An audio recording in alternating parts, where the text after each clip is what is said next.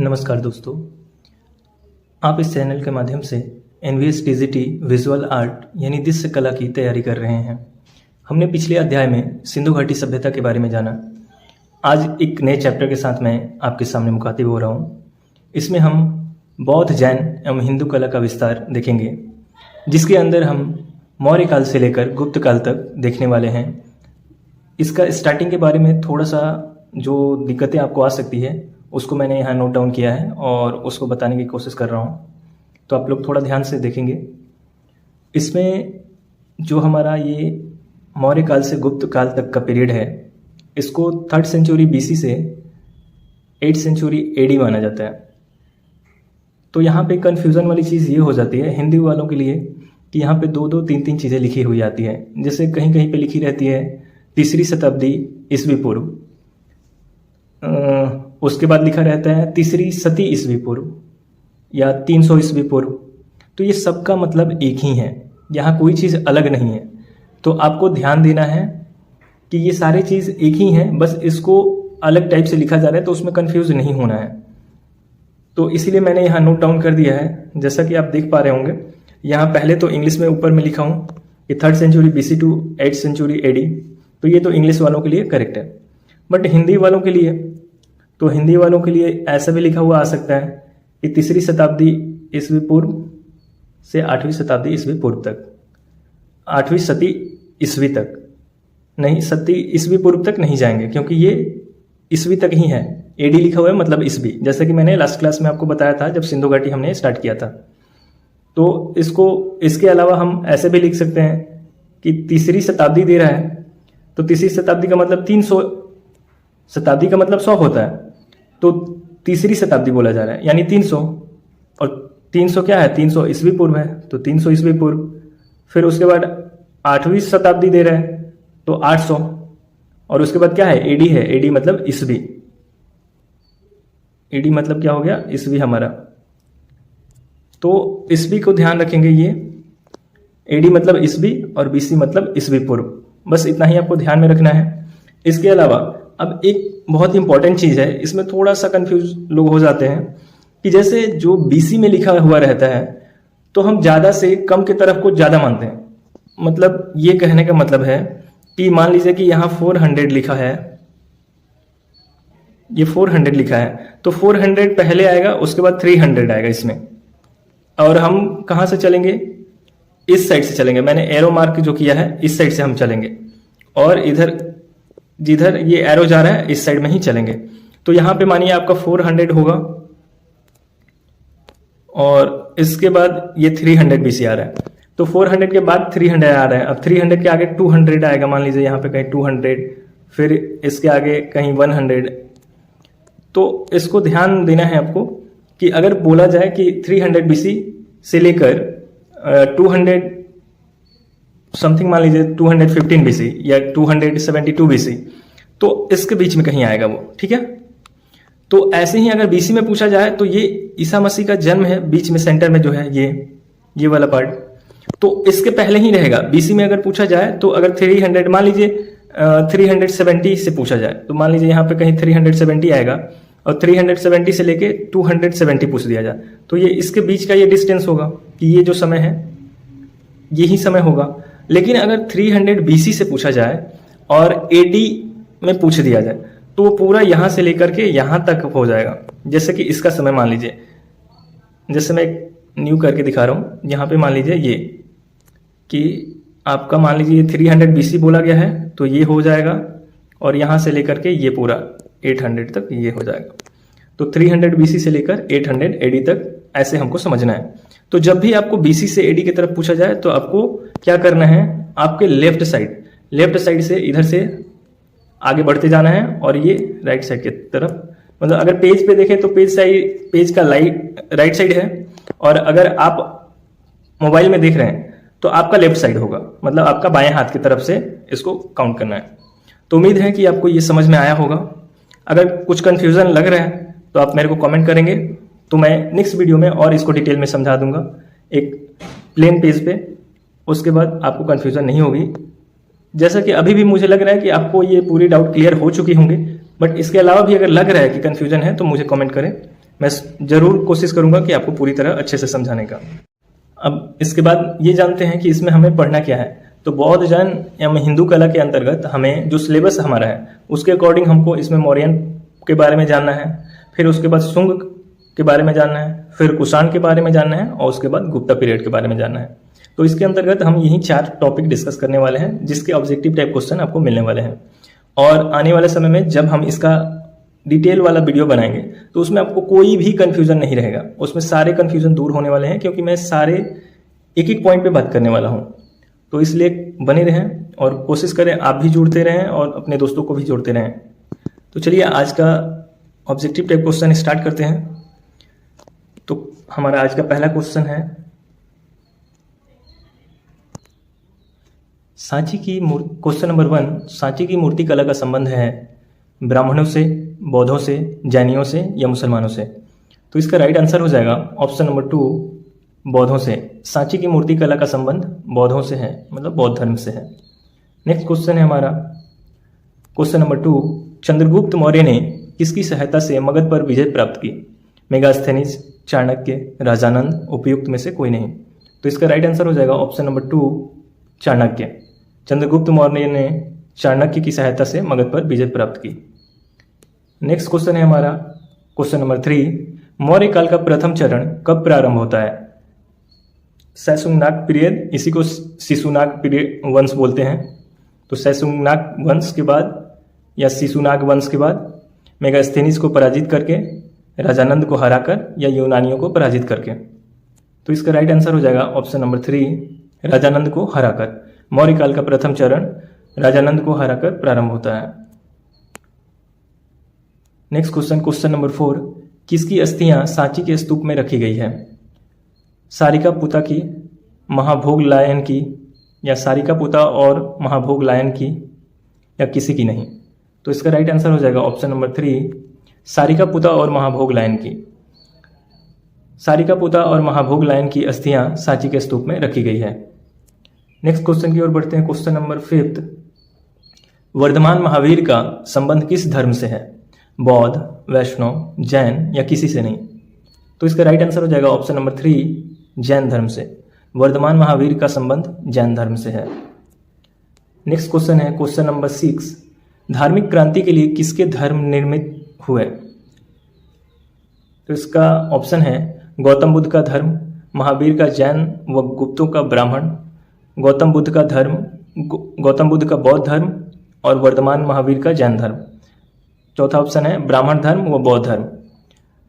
तो इसका right answer हो जाएगा ऑप्शन नंबर 3, गौतम बुद्ध का बौद्ध धर्म और वर्धमान महावीर का जैन धर्म। धार्मिक क्रांति के लिए किसके धर्म निर्मित हुए? तो गौतम बुद्ध का बौद्ध धर्म और वर्धमान महावीर का जैन धर्म।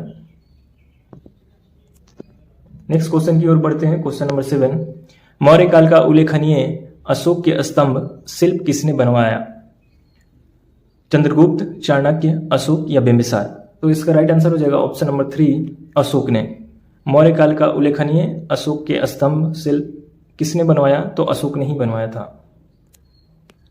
क्वेश्चन नंबर 8, मौर्यकालीन सारनाथ का सिंह शीर्ष किसका बना है? कांस्य का, लोहे का, मिट्टी का या बलुआ पत्थर का। तो इसका राइट आंसर हो जाएगा ऑप्शन नंबर 4, बलुआ पत्थर का। मौर्यकालीन सारनाथ का सिंह शीर्ष बलुआ पत्थर का बना है। नेक्स्ट क्वेश्चन है क्वेश्चन नंबर 9, मयूर की आकृति अशोक के किस अभिलेख पर है? इलाहाबाद, सारनाथ, नंदगढ़ या रामपुरवा। तो इसका राइट आंसर हो जाएगा ऑप्शन नंबर 1, इलाहाबाद। इसको इलाहाबाद लिखा जाता है।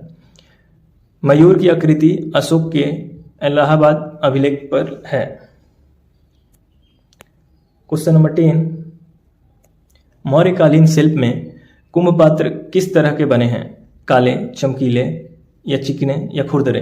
तो इसका राइट आंसर हो जाएगा ऑप्शन नंबर 3, चिकने। मौर्यकालीन शिल्प में कुंभ पात्र चिकने तरह के बने हैं। नेक्स्ट क्वेश्चन है क्वेश्चन नंबर 11, पहली शताब्दी कनिष्क के पुतले में किसका प्रभाव देखा जा सकता है? यूनानियों का, मंगोलियन का, बुद्ध का या उपरोक्त में से कोई नहीं। तो इसका राइट आंसर हो जाएगा ऑप्शन नंबर 2, मंगोलियन का। पहली शताब्दी कनिष्क के पुतले में मंगोलियन का प्रभाव देखा जा सकता है।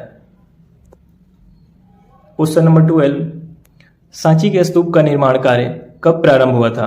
5वीं शताब्दी में, 4वीं शताब्दी में, पहली शताब्दी में या तृतीय शताब्दी में? तो इसका राइट आंसर हो जाएगा ऑप्शन नंबर 4, तृतीय शताब्दी में।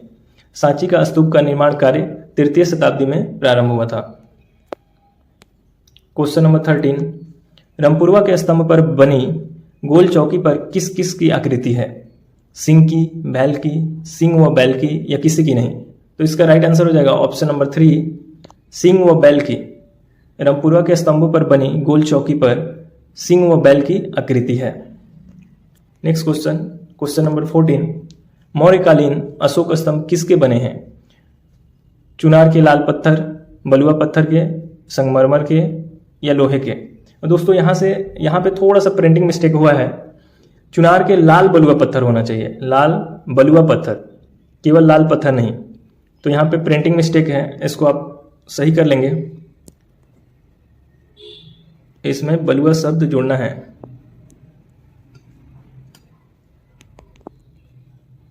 ये इसमें आप जोड़ लेंगे बलुआ शब्द।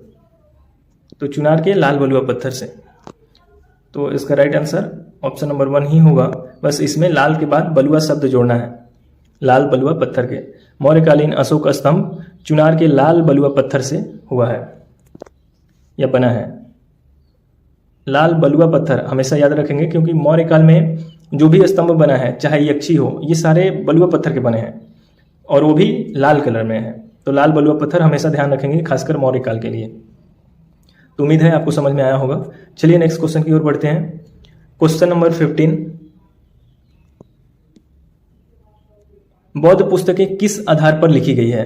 वस्त्र, ताम्रपत्र, कागज या सभी पर? तो इसका राइट आंसर हो जाएगा ऑप्शन नंबर 2, ताम्रपत्र पर। बौद्ध पुस्तकें ताम्रपत्र आधार पर लिखी गई है। नेक्स्ट क्वेश्चन है क्वेश्चन नंबर 16, बुद्ध के जन्म प्रतीक को किस रूप में अंकित किया गया है? गुलाब, स्वास्तिक, कमल या इनमें से कोई नहीं? तो इसका राइट आंसर हो जाएगा ऑप्शन नंबर 3, कमल। बुद्ध के जन्म प्रतीक को कमल के रूप में अंकित किया गया है। नेक्स्ट क्वेश्चन है क्वेश्चन नंबर 17, केशव देव का मंदिर यानी मथुरा कितनी बार क्षतिग्रस्त हुआ? 1 बार, 3 बार, 4 बार, 1 बार या 5 बार? तो इसका राइट आंसर हो जाएगा ऑप्शन नंबर 1, 3 बार। केशव देव का मंदिर मथुरा 3 बार क्षतिग्रस्त हुआ। Next question, question number 18, Mahavamsa के अनुसार अशोक ने समस्त भारत में कितने स्तूपों का निर्माण कराया? 84,000, 64,000, 51,000 या इनमें से कोई नहीं? तो इसका राइट आंसर हो जाएगा ऑप्शन नंबर 1, 84,000। महावंश के अनुसार अशोक ने 84,000 स्तूपों का निर्माण कराया। नेक्स्ट क्वेश्चन है क्वेश्चन नंबर 19, सांची के स्तूप की ऊंचाई कितनी है? 84 फीट, 54 फीट, 104 फीट या 50 फीट? तो इसका राइट आंसर हो जाएगा ऑप्शन नंबर 2, 54 फीट यानी 54 फीट। सांची के स्तूप की ऊंचाई कितनी है? 54 फीट।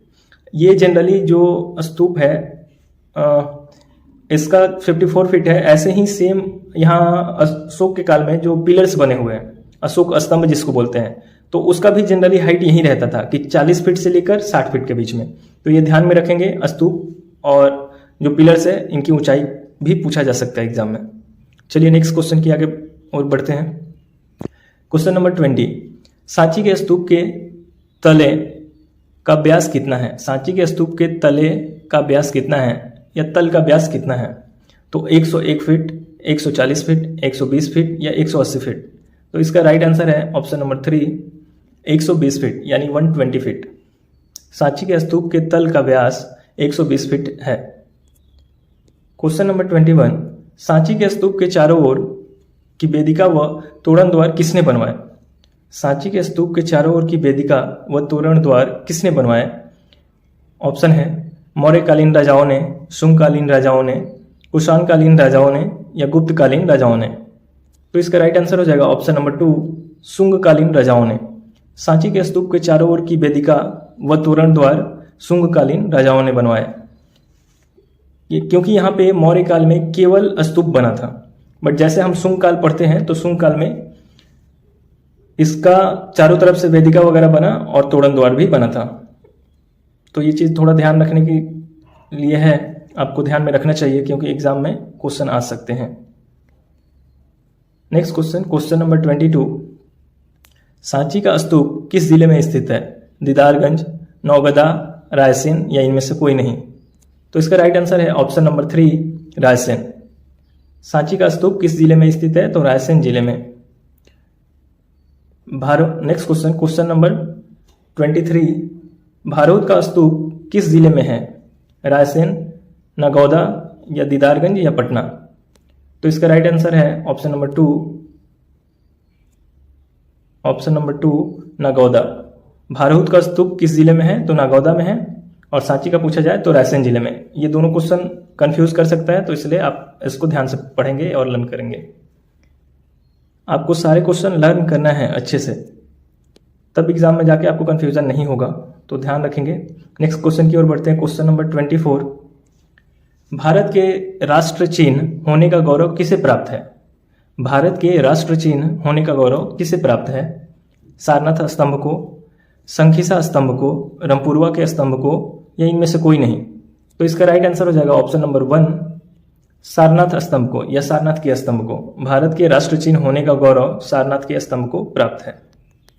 नेक्स्ट क्वेश्चन की ओर बढ़ते हैं, क्वेश्चन नंबर 25, महायान धर्म से संबंध रखने वाले किसके चित्र हैं? महायान धर्म से संबंध रखने वाले किसके चित्र हैं? शैव धर्म के, देवी देवताओं के, जैन धर्म के या बौद्ध धर्म के?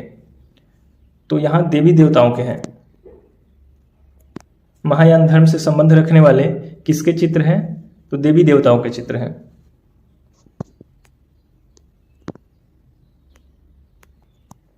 नेक्स्ट क्वेश्चन है क्वेश्चन नंबर 26, अशोककालीन चामर धारणी प्रतिमा कहां से प्राप्त हुई? दीदारगंज, रायसेन, गंधार या इनमें से कोई नहीं?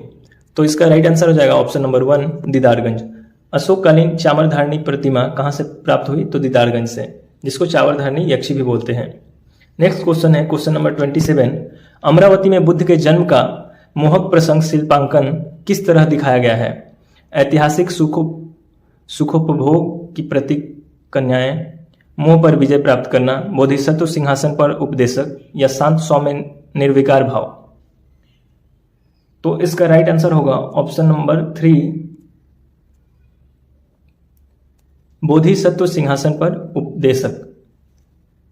अमरावती के बुद्ध के जीवन का मोहक प्रसंग शिल्पांकन किस तरह दिखाया गया है? तो बोधिसत्व सिंहासन पर उपदेशक। नेक्स्ट क्वेश्चन है क्वेश्चन नंबर 28, संकाशय यानी संखिसा के स्तंभ शीर्ष पर किस पशु की आकृति है?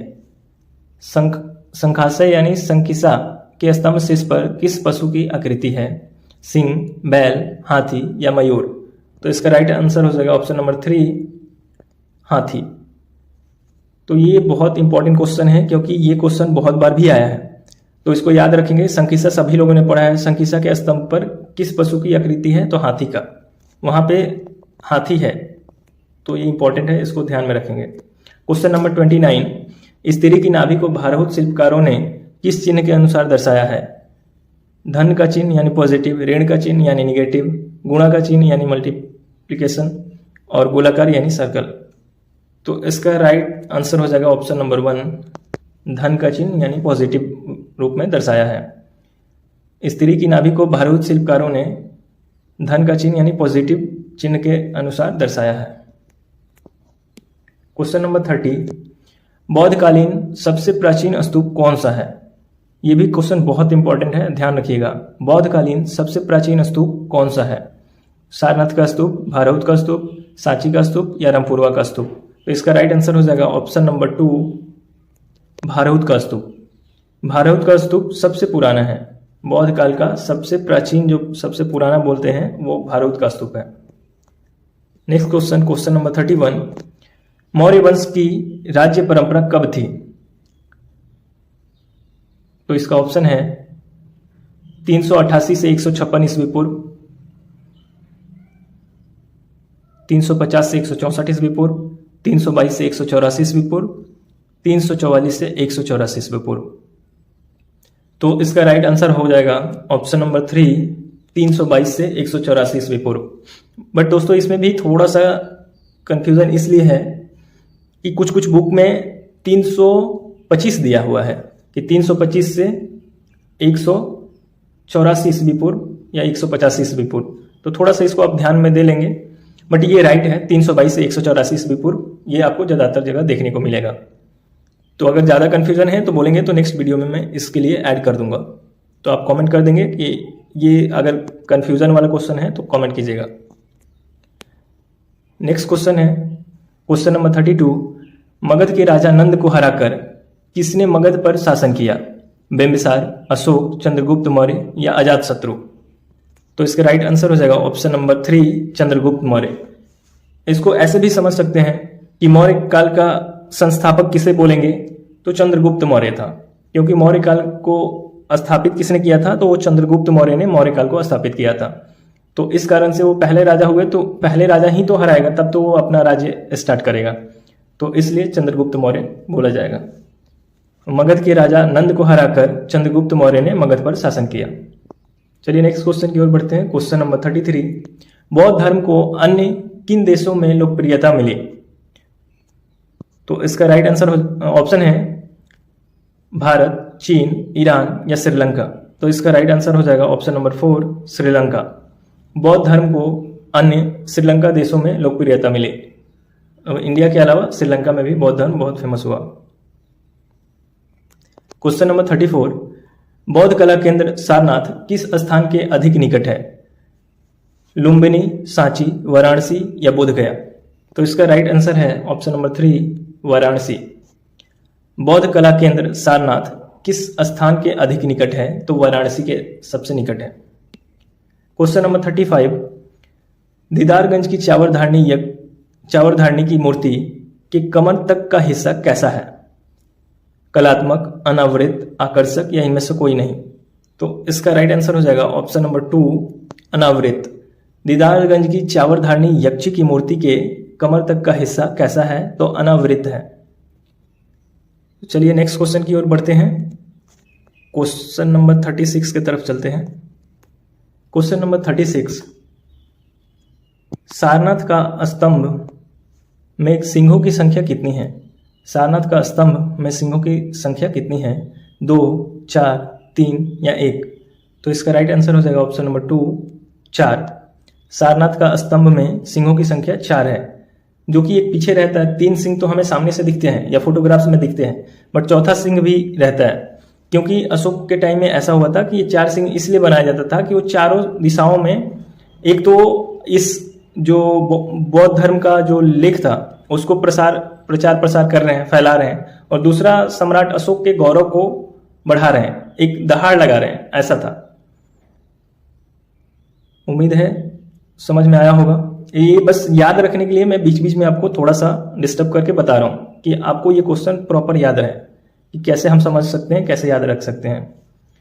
नेक्स्ट क्वेश्चन है क्वेश्चन नंबर 37, मौर्य काल का अंतिम शासक कौन था? तो बिंबिसार, अशोक, बृहद्रथ या चंद्रगुप्त? तो इसका राइट आंसर हो जाएगा ऑप्शन नंबर 3, बृहद्रथ। मौर्य काल का अंतिम शासक बृहद्रथ था। नेक्स्ट क्वेश्चन है क्वेश्चन नंबर 38, बृहद्रथ को किस शासक ने मारकर अपना शासन स्थापित किया? बिंबिसार, पुष्यमित्र, खारवेल या इनमें से कोई नहीं? तो इसका राइट आंसर हो जाएगा ऑप्शन नंबर 2, पुष्यमित्र।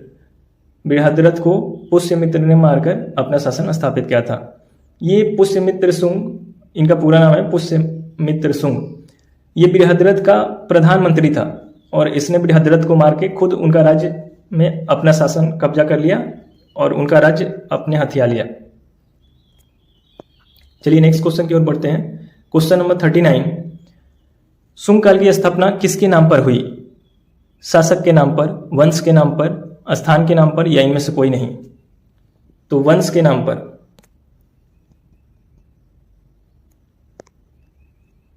शुंग काल की स्थापना किसके नाम पर हुई? तो वंश के नाम पर हुई है। यहां हम जनरली समझ सकते हैं कि शासक के नाम पर, बट शासक का भी एक वंशज होता है, तो लास्ट में टाइटल जो होता है वही, तो इसलिए वंश के नाम पर इस काल की स्थापना हुई है। क्वेश्चन नंबर 40, भारत स्तूप का प्रत्येक तोरण द्वार कितने स्तंभों से बना है? 2, 4, 6 या 8? तो इसका राइट आंसर हो जाएगा ऑप्शन नंबर 1, 2। भारत स्तूप का प्रत्येक तोरण द्वार दो स्तंभों से बना है। तो ये तो सभी ने देखा होगा, बहुत इजी क्वेश्चन है वैसे। क्वेश्चन नंबर 41, भारत स्तूप के स्तंभों की चौकी पर क्या बना है? हाथी व मयूर, सिंह व वृषभ, हिरण व मयूर, हाथी व वृषभ। तो इसका राइट आंसर हो जाएगा ऑप्शन नंबर 2, सिंह व वृषभ। भारत स्तूप के स्तंभों की चौकी पर सिंह व वृषभ का चित्र बना है या स्कल्पचर बना है। क्वेश्चन नंबर 42, सारनाथ सिंह स्तंभों के ऊपर क्या रखा था? धर्मचक्र, पहिया, स्वास्तिक या इनमें से कोई नहीं? तो इसका राइट आंसर हो जाएगा ऑप्शन नंबर 1, धर्मचक्र, जिसको अशोक चक्र भी बोला जाता है। अशोक चक्र के नाम से भी वो जाना जाता है। वहीं जिसमें 24 तिलियां होती है, एक सर्कुलर चक्र होता है, उसके अंदर 24 तिलियां होती है, उसी को धर्मचक्र या अशोक चक्र के नाम से जाना जाता है। तो इसको याद रखेंगे, सारनाथ सिंह स्तंभों के ऊपर क्या रखा था? तो धर्मचक्र यानी अशोक चक्र। क्वेश्चन नंबर 43, अशोक के द्वारा खुदवाए सभी लेख किस लिपि में हैं? ब्राह्मी लिपि, देवनागरी लिपि, ब्राह्मी व देवनागरी लिपि, इनमें से कोई नहीं? तो इसका राइट आंसर हो जाएगा ऑप्शन नंबर 1, ब्राह्मी लिपि। अशोक के द्वारा खुदवाए सभी लेख ब्राह्मी लिपि में हैं। नेक्स्ट क्वेश्चन नंबर 44, शुंग काल के व्याकरण के आचार्य कौन थे? भारतेंदु, कबीर, आचार्य पतंजलि या आचार्य चाणक्य? तो इसका राइट आंसर हो जाएगा ऑप्शन नंबर 3, आचार्य पतंजलि। शुंग काल के व्याकरण के आचार्य पतंजलि थे। नेक्स्ट क्वेश्चन नंबर 45, शुंग काल की कलाकृतियां किस धर्म से संबंधित थी? जैन, बौद्ध, ब्राह्मण या तीनों धर्मों से? तो शुंग काल की जो कलाकृतियां हैं इस समय तीनों धर्म के थे। जैन धर्म के भी थे, बौद्ध धर्म के भी थे और ब्राह्मण धर्म के भी थे। तो इसका राइट आंसर हो जाएगा ऑप्शन नंबर 4, तीनों धर्म से। शुंग काल में कलाकृतियां जैन, बौद्ध और ब्राह्मण धर्म से संबंधित थे। नेक्स्ट क्वेश्चन है क्वेश्चन नंबर 46, अशोककालीन सांची के स्तूप के चारों ओर प्रदक्षिणा की दोहरी वेदिका व तोरण द्वार किस काल के हैं? मौर्य काल, शुंग सातवाहन काल, कुषाण काल या गुप्त काल? तो देखिए दोस्तों, जो मैं उधर स्टार्टिंग में बताया था वही चीज सेम आगे है कि वेदिका मतलब दोहरी वेदिका, दोबारा जो वेदिका बना है, वेदिका और तोरण द्वार, ये शुंग काल में बनवाया गया था। जो उस समय लगभग ये बृहद्रथ जो थे अशोक के अंतिम शासक, उनके काल में ये बना था। उसके बाद आगे का काल शुंग में ही पुष्यमित्र शुंग ने काम किया। तो इसका राइट आंसर हो जाएगा ऑप्शन नंबर 2, शुंग सातवाहन काल। अशोककालीन सांची के स्तूप के चारों ओर की प्रदक्षिणा पथ, दोहरी वेदिका व तोरण द्वार किसके काल में बनवाए गए थे? तो शुंग सातवाहन काल में बने थे। नेक्स्ट क्वेश्चन है क्वेश्चन नंबर 47, सांची के स्तूप की ऊंचाई है 18 मीटर, 16 मीटर, 20 मीटर या 25 मीटर? तो अभी ऊंचाई आपने फिट में देखा था, अभी मीटर में आपको देखने को मिल रहा है। तो दोनों चीज याद रखेंगे, मीटर में भी पूछ सकता है या फिट में भी पूछ सकता है। तो इसका ऑप्शन है राइट ऑप्शन नंबर 2, 16 मीटर यानी 16 मीटर। सांची के स्तूप की ऊंचाई है 16 मीटर। नेक्स्ट और आज का हमारा ये लास्ट क्वेश्चन है क्वेश्चन नंबर 48, चारों दिशाओं में स्थित तोरण द्वार की ऊंचाई है 30 फीट, 34 फीट, 40 फीट या 38 फीट? तो इसका राइट आंसर हो जाएगा ऑप्शन नंबर 2, 34 फीट यानी 34 फीट। चारों दिशाओं में स्थित तोरण द्वारों की ऊंचाई है 34 फीट यानी 34 फीट। तो उम्मीद है दोस्तों कि आपकी तैयारी अच्छी चल रही होगी और आप बहुत अच्छे तरीके से अपनी प्रिपरेशन या स्टडी कर रहे हैं। तो मेरा यही उम्मीद है कि मेरे वीडियो भी आपके लिए हेल्पफुल हो और आप भी अच्छे से पढ़ाई करें और कोशिश करें कि ज़्यादा से ज़्यादा लोगों में वीडियो को शेयर करें, क्योंकि बहुत सारे स्टूडेंट एनवीएस की तैयारी कर रहे हैं बट उनको एक सही मटेरियल नहीं मिल पाता है, जिसके कारण वो कुछ नंबर से पीछे रह जाते हैं। तो मेरा प्रयास है कि सभी के पास ये पहुँचे, और चूँकि ये मटेरियल बहुत इंपॉर्टेंट है, क्योंकि आप यूट्यूब या कहीं भी खोज लीजिए ये आपको नहीं मिलने वाला है। तो इसलिए मैं बार बार ये रिपीट कर रहा हूँ कि आप लोग ज़्यादा से ज़्यादा लोगों में कोशिश करें इसको शेयर करने का, कि जिससे सभी लोगों को लोगों को इसका बेनिफिट मिल पाए।